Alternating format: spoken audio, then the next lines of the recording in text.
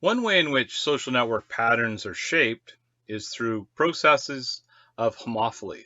Homophily refers to the tendency of people with similar social characteristics to form social ties with others who also have similar attributes or characteristics with one another.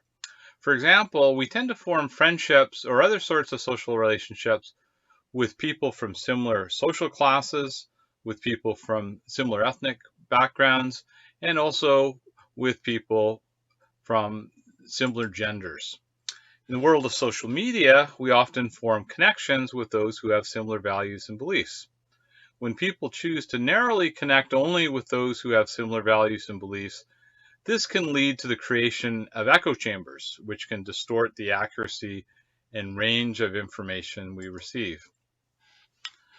While some high status professionals, such as medical doctors, are vulnerable to exposure from COVID, and reportedly a lot of doctors have become infected, especially in Italy in the early stages of the COVID pandemic. Overall, people in lower status occupations and lower class positions, such as grocery clerks and food delivery people, for example, are disproportionately exposed to COVID. And as sociologists have demonstrated, minorities are disproportionately more likely to be located in lower status occupations. So as sociologists, one of the core things that we're interested in is social inequality. My point here is some of the things that we think about, like inequality in terms of class and status and income. Some of the effects of inequality are actually magnified through social networks. So turning back to the non-virtual world and considerations of class and status, while some high status professionals such as medical doctors are vulnerable to exposure, overall, oh my goodness. Sorry for the glitch there. It seems that one of my slides was duplicated.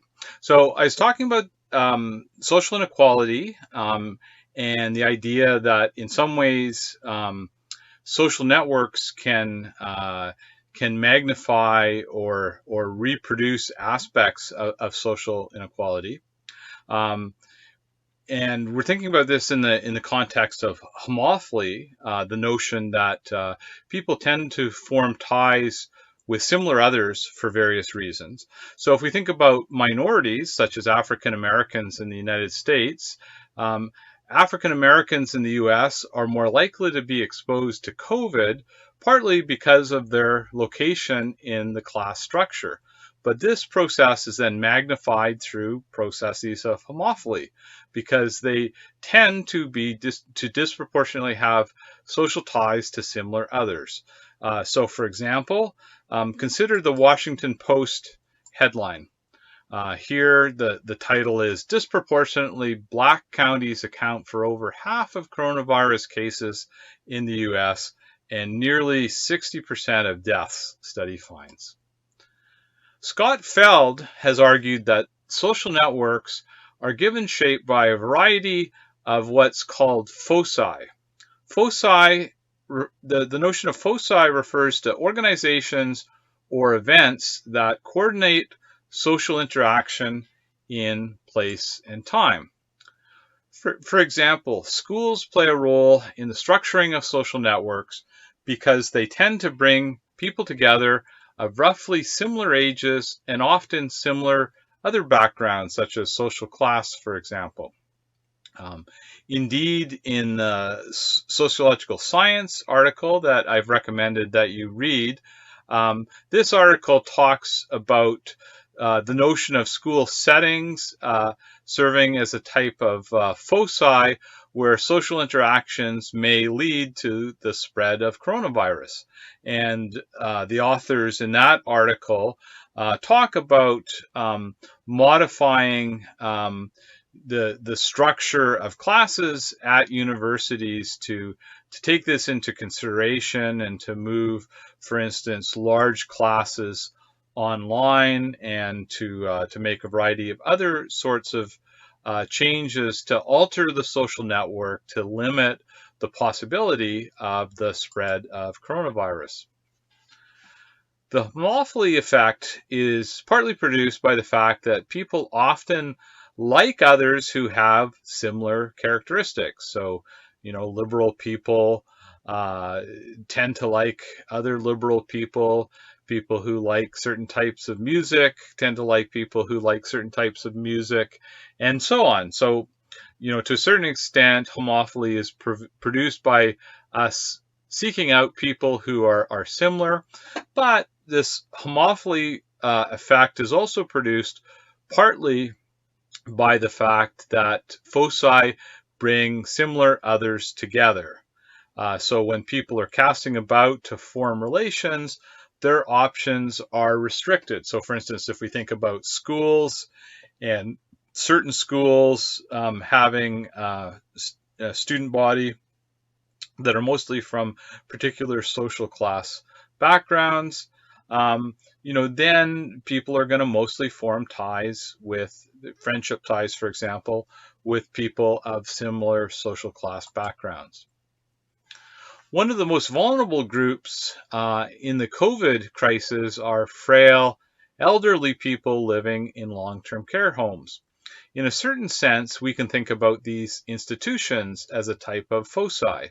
People living in these places are naturally more vulnerable, but once an individual becomes infected in a long-term care facility, the disease easily spreads to similar others who are part of their social network. And this is, one of the ways in which the coronavirus has spread most quickly. So, for example, here's an article that was about Canada, but was actually published in the Washington Post. And it says, this was from May, it said Canada's nursing home crisis, 81% of coronavirus deaths are in long-term care facilities. So this is, this constitutes the social network idea of clusters, that there's, clusters of infections in these long-term care facilities, and we can think about some of the concepts that we've talked about here.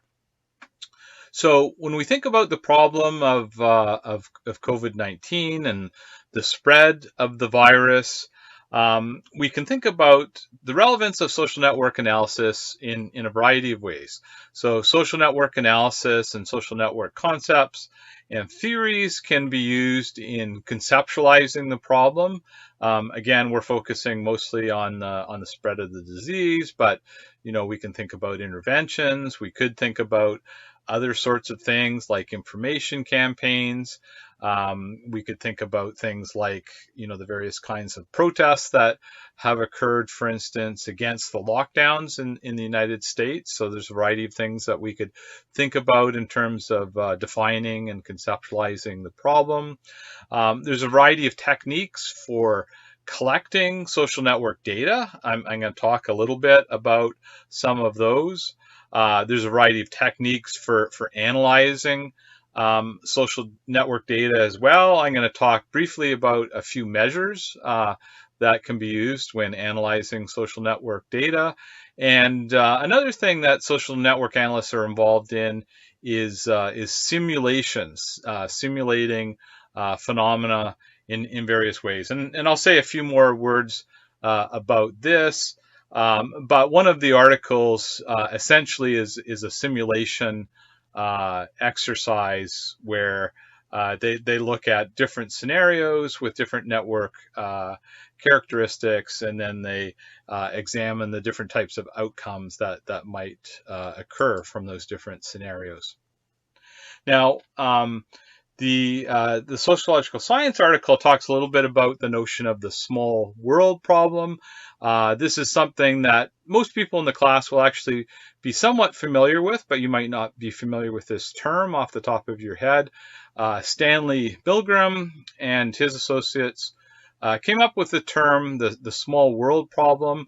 They describe this as, the example when you run into someone who's a friend of one of your friends, and you go, oh my goodness, what a small world. You didn't know that you knew this person in common. And this is a good, this problem is illustrated in a movie that came out some while ago called 6 Degrees of Separation.